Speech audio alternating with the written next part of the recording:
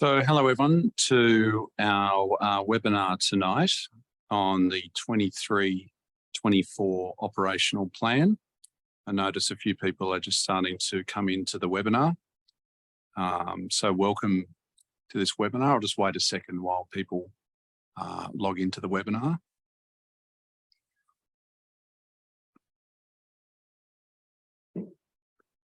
Okay, so welcome everyone.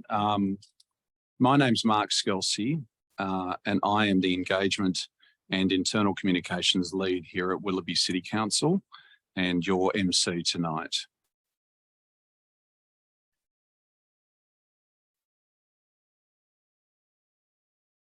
Before we start, I'd like to undertake an acknowledgement of country. Willoughby City Council acknowledges the traditional owners of the lands on which we meet today, the Gamaragal people, and their connections to land, waters and community.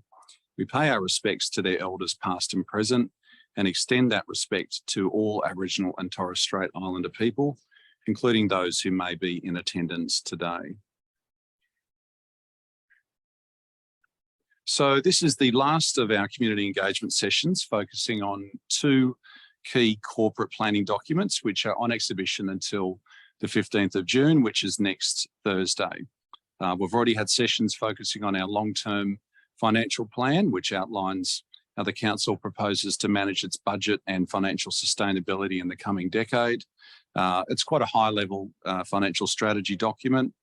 This session's focusing on our operational plan, covers the proposed budget, rates, fees and charges, and expenditure in the financial year beginning 1 July 2023. The operational plan also goes into quite a lot of detail about the key capital works projects for the upcoming financial year. Now, as I stated on last week, we're very keen to inform the community about these plans and of course receive community feedback, which is why we're here tonight, and we thank you for your attendance. Before we get into the presentations, I'd like to welcome, I think, Councillor Greco, who's online. And I'd also say that Mayor Tanya had to give her apologies tonight. So staff present here tonight, myself as MC, we've got to my furthest right, Chief Financial Officer Stephen Naven, and just to my right, Corporate Performance Manager Avina Lay. Avina will be outlining where the operational plan fits into our corporate planning program and some of the key capital works projects for next year. Stephen will be getting into some of the key financial outcomes and fees and charges in 23-24. And we also have a number of council staff who are online and may be able to answer questions later in the evening. So without any further ado, I'm going to hand you across to Avina, who's going to start talking about the context and overview of the operational plan. Thank you, Mark.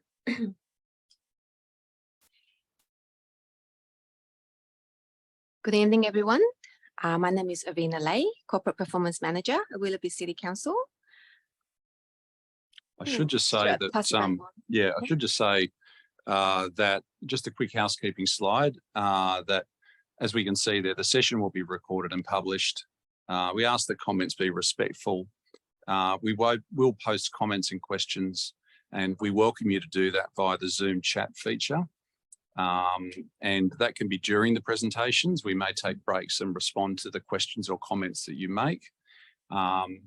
After we give the presentations, we will be having an open mic Q&A function where you'll raise your hand, and then we will open and unmute your mic, and we can have an open Q&A like a talkback radio function. But your microphone will be on mute until that time. So until that time, please use the chat function. And back to Avina.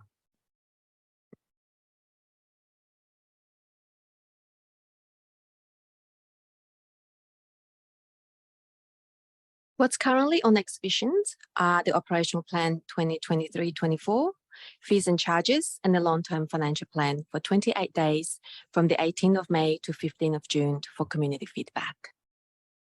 Tonight, we will focus on the operational plan and the fee and charges. The Local Government Act includes the Integrated Planning and Reporting Framework.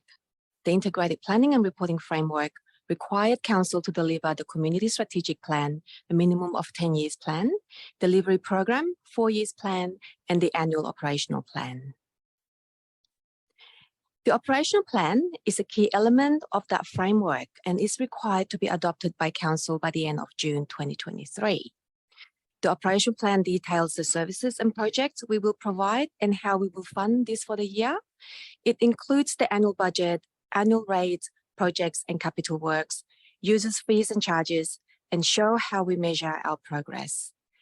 It also linked directly to our 4 years delivery program, 2022 to 2026, and is guided by the outcomes in our Community Strategic Plan.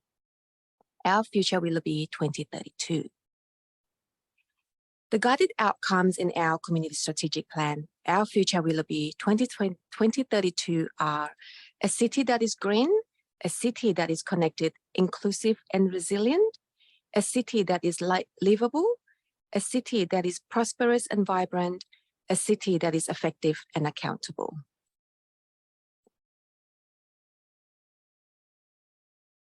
A quick overview on the operational plan. We want to provide exceptional services and infrastructure that enhance the quality of life for our residents. On top of the operational service delivery, all proposed projects for the financial year are prioritized according to the community needs, timing and resources. We allocate budget, staffing and assets to different services and projects for the year. We also have a business improvements program where we'll focus on customer experience initiative, community engagement, planning approval process, systems integrations, and process improvement. Monitoring and reporting are indispensable tools for organizations in today's data-driven world. They provide valuable insight, promote accountability, and enable informed decision-making. There are many other strategies Council has adopted which have KPIs. On top of the specific targets, strategies, indicators, we also have the corporate performance indicators. The corporate performance indicators, which is what you see on the screen, will provide us such insight. And this is reported internally on a monthly basis and is published externally in our 6-monthly progress report. We want to provide exceptionally services and infrastructure that enhance the quality of life for our residents. In financial year 23-24, Council will be spending a total of $132.3 million in operating expenditure, $68.5 million on projects and capital works.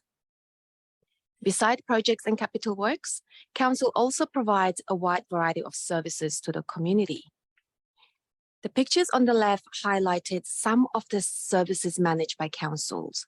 For example, 17 public halls, 7 libraries, 56 sports grounds, 44 playgrounds, and so on. Council also provides a wide range of other services to the community. This ranges from critical services, for example, finance, development assessment, record management, essential services such as media, stormwater management, bushland, cybersecurity, community venues, and discretionary services type, childcare services, events, road safety. On top of the operational service delivery, a total of 140 projects to be delivered within the financial year. I now will pass these presentations on to our CFO, Steve Navin, to take you through the financial sections. Over to you, Steve. Thank you, Avina. So I'm Steve Navin, Council's Chief Financial Officer. So I'm here to talk to you about the numbers, and we'll get some detail around the numbers. So the first slide on the left of the screen shows the high-level budget, and what it shows at a glance is our operating income is $129.6 million. Our operating expenditure is $132.3 million. So unfortunately, what that means is our expenditure is higher than our income, and we are forecasting or budgeting for a deficit of $2.7 million in 2023-24. The right-hand side of the slide shows a breakdown, and whilst I won't go through each and every one of those numbers, I think it probably will explain the focus we have as we move through the slides around rates and annual charges. They account for some 57% of our total revenue. And outside of that, our user charges and fees and rental income contribute a further $30 million to our revenue. In terms of our costs, materials and contracts account for close on 42% of our total costs, and employee costs are a further 38%. Depreciation is the other dominant one at 16%. And I note there borrowing costs, which are often a concern for an organisation, are well under 2% of our total expenditure. I'm focusing, I guess, as we move through the slides, it probably would be worthwhile to look at just the magnitude of materials and contracts and employee costs and how they relate to the total of rates and annual charges, because as we move through, you'll see a growing gap between rates and annual charges and the ever-increasing costs of materials, contracts and employee costs.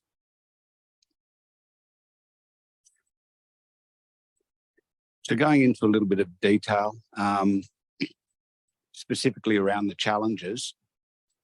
On the left-hand side of this slide, we're going to be talking about the challenges we have with the money coming in, or the revenue side of the equation. And on the right-hand side, we'll be talking about the expenditure or the cost side of the equation. So rates, which as I explained are 42% of our total operating revenue, they're determined by the state government. So council do not make a choice. The state government, through the Independent Pricing and Regulatory Tribunal, IPART, will tell us each year how much we can increase our rates by. What they said for 2023-24 was that we could have a 3.7% increase in rates. And I'll note at this point, and we'll cover it a little bit further along this slide, but that's in light of inflation that's currently running around about 7%. So what that means is that won't cover the basic costs associated with the increasing inflation. Fees and charges, we've been through a bit of turmoil with our fees and charges throughout the 3 years of COVID lockdowns and some of the regulated relief that we had to provide tenants and so forth. We lost around $21.6 million across those 3 years. We were hoping then that they would bounce back nicely and everything would get back to normal. What we're finding is some of the behaviours have not changed back to pre-COVID days, and things like working from home means there's reduced car parking demand. There are, I guess, at times less demand for rental properties and so on and so forth. So we are still sitting around about $3 million per annum under pre-COVID levels for those user charges and fees. On the cost side of the equation, inflation over the past 2 years has been running at 6.1% for 2021-22 and 7% is the latest measure for March 2023, their annualised numbers. So we've got inflation running at 13.1% across those 2 years, and our revenue through rates has only gone up by 4.1%. So that probably at a high level explains that growing gap between the money we're getting in and the money we're having to pay out.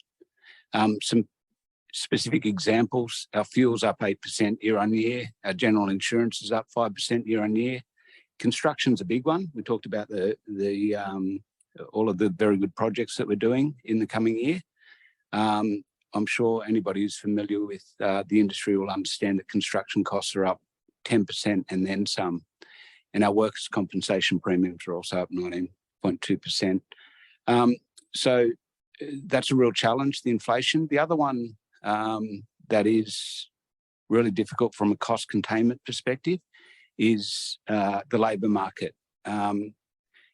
It is very, it's a very tight labour market, the tightest labour market since the Second World War. And that makes it extremely competitive and difficult to find resources. The other thing with labour is the award negotiations for the local government award just completed, and what has been agreed is a 4.5% increase to salaries next year. Now, when we add in the 0.5% increase to the super guarantee level, moving from 10.5 to 11%, effectively we've now got a 5% increase in our labour costs. So I hope that demonstrates some of the challenges around trying to balance the books and why we're heading into a deficit, and probably prefaces some of the discussion I'm about to have around, you know, fees and charges, domestic waste management charges, and so forth. So this is just a little bit more. I won't focus on this for too long. In fact, I think I've said all of this. IPART have given us a rate peg of 3.7% for 23-24. The current annual inflation rate was 6.8% in February. It was 7% in March, and I think it's still travelling very close to 7%. Inflation will hit all of our materials and contracts, and we know employee costs are going up by 5%. So that finds us budgeting for a deficit of 2.7 million before capital grants and contributions. There are a number of factors driving that. As I mentioned, I talked about employee costs going up by 5%, inflation running at 7% on those materials and contracts, and the other one is depreciation. So as the cost of replacing our assets or construction costs goes up, we have to take a higher annual charge against our assets. So as they deteriorate, we need to replace them at the same level, and that's where the real cash goes out the door. And that's gone up significantly from around about 12.8 million around 5 years ago to about 21, 22 million now. So that's another whammy for us. It's a technical term, whammy. Capital works.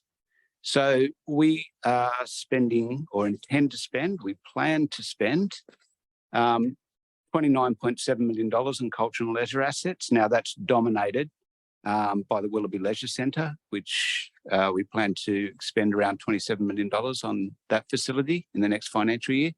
Buildings and investment property at $6.9 million. That's got large projects such as the Artarmon Pavilion, replacing some plant down at the Regency Leisure Centre, and also Council's building upgrade here at Victor Street. Public domain projects, the big one that's dominating there, close on $5 million. The big one in that is Hampton Road, Artarmon. A lot of the rest of that list are really down to those infrastructure replacement programs, and we spend similar amounts every year just to make sure those assets are maintained. We've got events and marketing at 1.8 million. Then we start getting down into the smaller classes. The detail behind each of these are all contained within the operational plan document itself, so you can see the individual programs and projects of work. But I suppose the other two things the previous two slides have shown is the breadth of infrastructure and the breadth of things that council do to provide services to the public. Okay, let's talk about rates.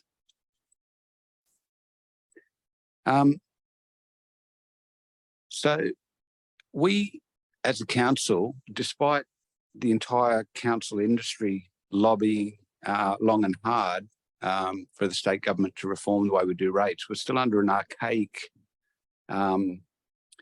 construct, and we're bound by law to levy rates based on the unimproved land value of somebody's land holdings.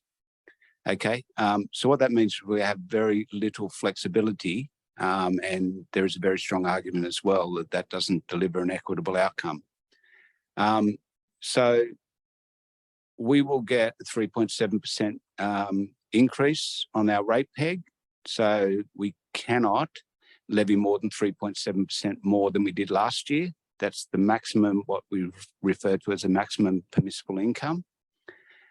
What's interesting about this year is every 3 years, the Valuer General, which is an arm of the state government, comes in and reassesses everybody's land value. Okay, and you might have received, you might ring a bell that you got a piece of paper saying your land is now worth X amount, and that was in, would have been early April, I guess, sometime around then. And that land valuation will form the basis of what council will charge you for your rates. So a lot of people look at that and get all anxious because their land value's gone up. It's all relative. If everybody in the local government area, if everybody's land value goes up at the same proportion, the split of the total rates bill will still be the same. So we know what our maximum permissible income is. It's around $54.4 million next year. The question then becomes, how do we apportion that maximum permissible income? So we firstly divide our rates into rating categories and subcategories. So the primary categories are residential and business. And then we have subcategories of within the business piece of Chatswood Town Centre, Chatswood Major Retail, Chatswood Chase, Westfield, and Strata Storage Facilities. And the rating structure determines how much of the pie each of those categories pay. Then we go down and we say, okay, what is the value of your land as a percentage of the total land value in the local government area? And that is how we split that $54.4 million.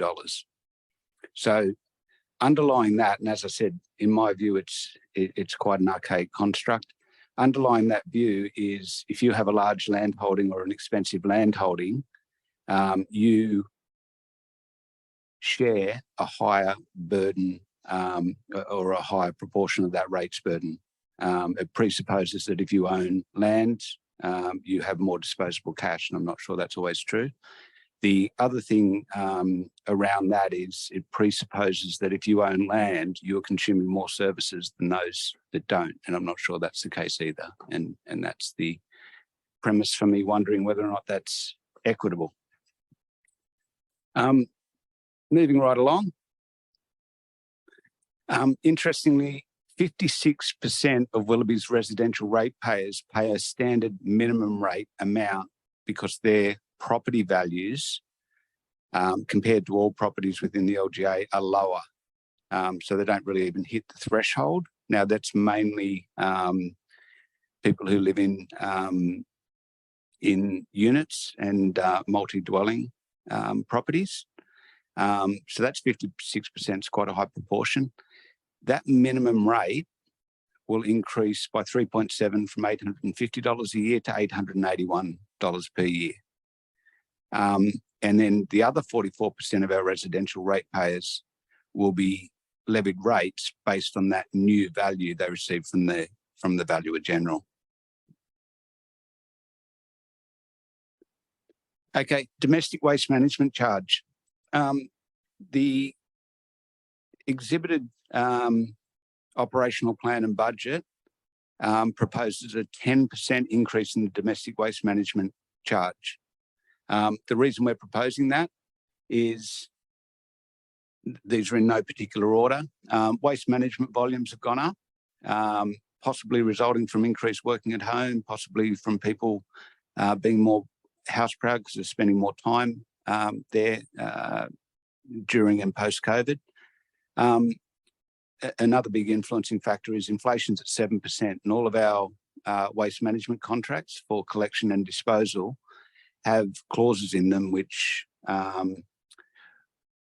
find our vendors needing to be compensated for cost of living. So if inflation is going up by 7%, our cost of collection and our cost of disposal is going up by 7%.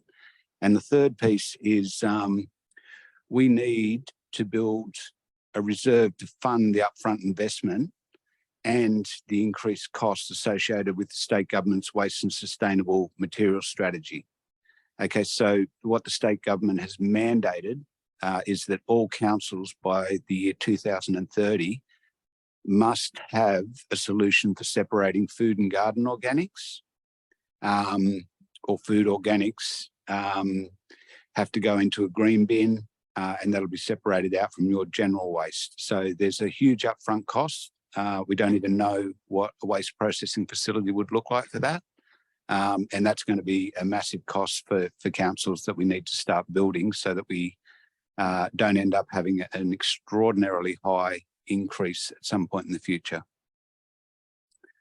So what that will find is for a non-pensioner, that 10% increase will increase that domestic waste management charge from $561.50 this year to $618 next year. So that's an increase of $56.50, just over $1 a week. Pensioners and qualifying self-funded retirees receive a $158 reduction on that.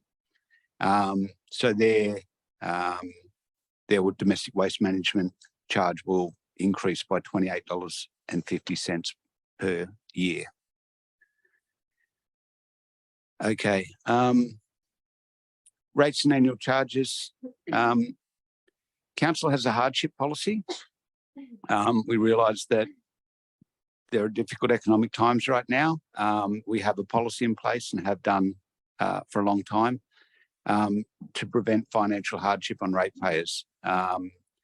We are prevented under law from waiving or discounting rates. It's interesting how much law we are dictated by, but we can't give discounts or waive rates. What we can do is we can defer them.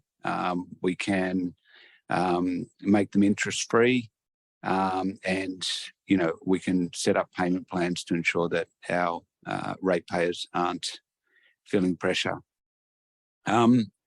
We also provide eligible pensioners with a $250 rebate on rates.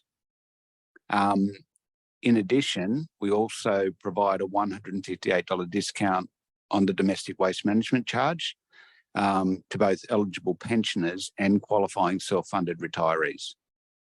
And legislation stops us from selectively providing other discounts to rates and annual charges.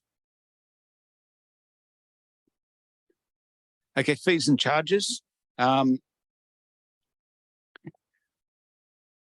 general increase we have set, or the guidance we have set for an increase in fees and charges where we have the discretion, is 7%. And that's in effect to cater for inflation. So our costs are increasing by that 7%. We need to compensate by increasing our revenue by 7%. That's just sensible economics. We're committed to raising revenue in a fair and equitable manner to meet the community's needs. Our fee structure uses a variety of pricing principles where we have the user paid principles, whether we have full cost recovery. We have some subsidised offerings where we recover part of the cost. We have market pricing where we're in a competitive market. And on a number of our fees and charges, including development applications or DAs, what we charge is actually legislated. So we're told what we're allowed to charge and we have very little discretion. So I think it's important to say our fee structure also recognises our community service obligations to provide particular goods and services, and they're reflected in the fees charged for those particular goods and services.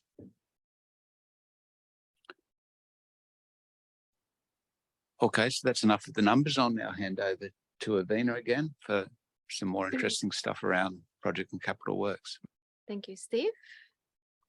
Project and capital works, exciting. I'll provide you with some highlights of our projects and capital works planned for the operational plan. We provide a wide range of services and infrastructure that reflects community needs. Decisions on where we spend our budget are guided by community feedback and is used to develop our strategic plans. The projected 2023-2024 spend covers expenditure on the 5 outcomes in the Community Strategic Plan, Our Future Willoughby 2032. As you can see in the pie chart here, they are all quite evenly distributed across all the 5 outcomes. The following are some of the major projects and capital works highlights. Aligning to outcome 1, a city that is green. Natural area management, Middle Harbour maintenance. The outcome of these projects is the maintenance to Middle Harbour to enhance its biodiversity, aesthetics and recreational, education and natural heritage, scientific and intrinsic value. The second project, urban tree canopy and greening. This project will expand urban tree canopy covers in the public domain in highly urbanized locations in and around Chatswood CBD and local centres. Flat Rock Gully stormwater upgrade. This project will upgrade the stormwater system following the collapse of a stormwater pipe at Flat Rock Gully. Excuse my accent. Aligning to outcome 2, a city that is connected, inclusive and resilient. Chatswood Lunar New Year Festival. The 3 weeks festival aims to bring the community together to celebrate the Lunar New Year. We aim to increase patronage and improve the economic impact within the area. High Neighbour Program. This program seeks to connect neighbours in high-rise apartments through a range of activities organised by residents. Aligning to outcome 3, a city that is livable. Willoughby Leisure Centre upgrade.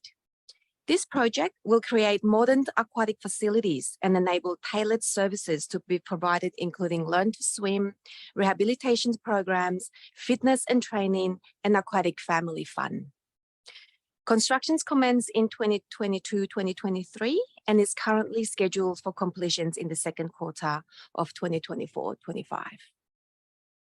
Works for 2023-2024 includes constructions works comprising 25-metre lap pools with access ramp, warm water program pool for exercise programs, a learn to swim pool, toddler play pools, and new spa and sauna, and external cladding and re-roofing of the whole centre.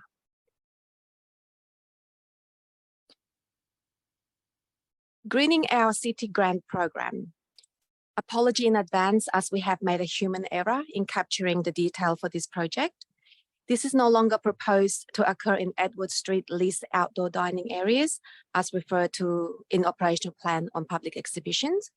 Work will focus on enhancing Edward Street and Penhurst Street South in Willoughby as part of the Greening Our City Grant Program to better manage traffic, increase pedestrians and cyclist safety and increase greening. Gore Hill Indoor Sports Complex.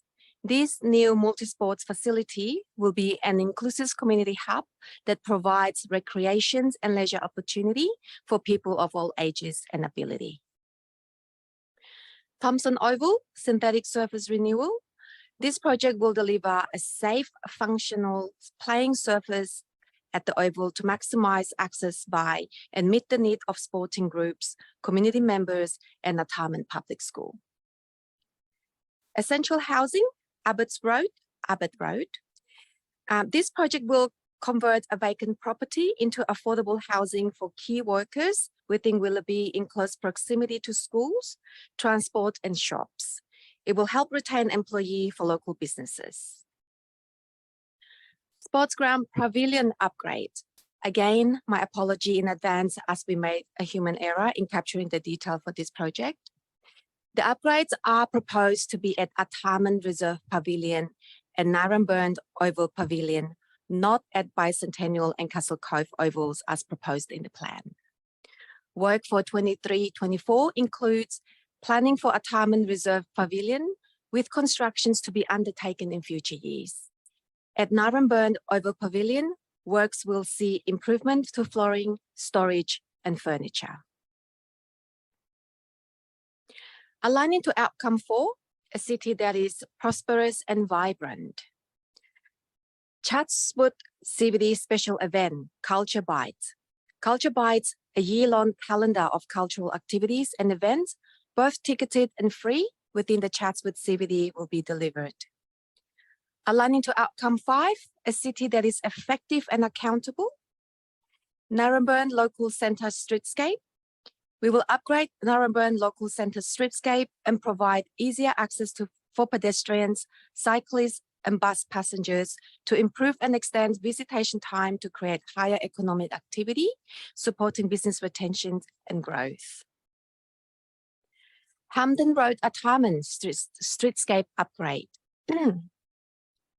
We will implement the Artarmon Local Centre Public Domain Master Plan to improve pedestrian amenities and safety, increase alfresco dining, new public amenities, and integrations with future shared path will be the key deliverables of the proposed work. Victor Street, asset renewal and refurbishment. The Victor Street office accommodates 200 people and has had minimal improvement since it was built in the late 1990s. Artarmon Park Pavilions, and we also have 2 strategies adopted by Council in 2023, where focus for next financial year is to implement the customer experience and the community engagement strategies. Excuse me. Monitoring and reporting. There are 2 key reports aimed to monitor, measure, and report on the progress of the operational plan. These reports are provided to the Council and to the public every 6 months through a 6-monthly progress report and the annual report. The 6-monthly report reports on progress every 6 months on the principal activities detailed in the delivery program, and the annual report reports on the progress of the implementations of the operational plan each year. Quarterly financial review and all the other reports are also available to the public on Council website. So to sum up all the information presented to you on the operational plan, budget, fees and charges, we have a lot of exciting projects planned for next financial year. A total of 140 project plus operational services. Quite significant investment in new capital works, asset renewal and upgrades to transform facilities and community spaces. Significant projects this financial year from reserve built from the surpluses of prior years. We will focus on business improvements and performance metrics to ensure Council effectively meet its strategic objectives. Costs are increasing faster than our income.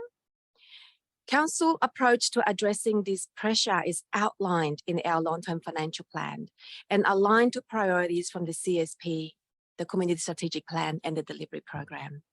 And we will continue to deliver the range of activities and services as highlighted in the operational plan.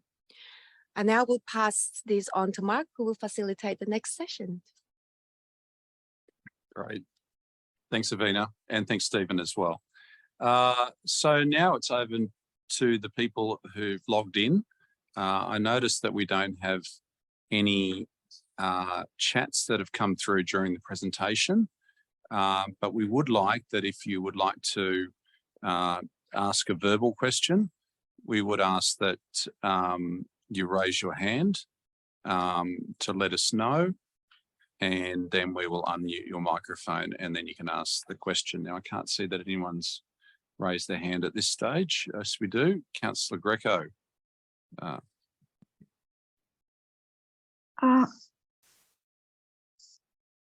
Hi. Hello. Oh, hi. Just a quick question when you were going through the projects. I think I didn't hear it right. Did I hear that the Artarmon Pavilion project only planning was happening in the next financial year? Is construction not happening? Now, I'm just not sure if Michael Cashin's online as a staff member. And Michael, if you are, you may be able to unmute your mic and answer that question. Yeah, hi, Mark, can you hear me? Yes, we can. Yeah.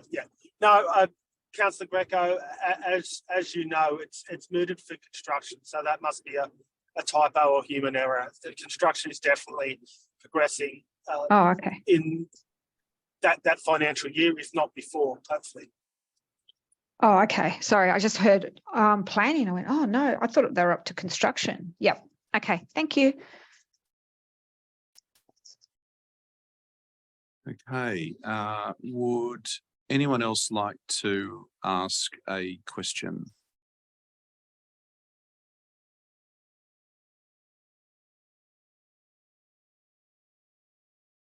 It would seem not, or you can make a comment as well. We're willing to take either at this stage. That's okay.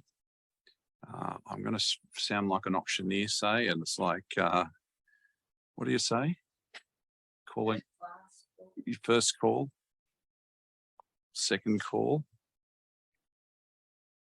then the hammer will fall. So that's okay. So look, if no one's got any further questions, you can certainly ask questions offline if you'd like to. There's contact officers on the website if you wanted to ask questions, or quite clearly what we're in the business at the moment is seeking further feedback and submissions. We have had a number of submissions already on both the operational plan and the long-term financial plan, and there is now the opportunity to make a submission before next Thursday on haveyoursaywilloughby.com.au. And we've already uploaded the webinar we recorded last Tuesday night on the long-term financial plan, if you want to re-watch that presentation or watch it for the first time. And we intend to upload this presentation in the next day or so as well to review that. But if there's no further feedback from the public, I would just like to thank the participants who've joined us online and listened to this webinar.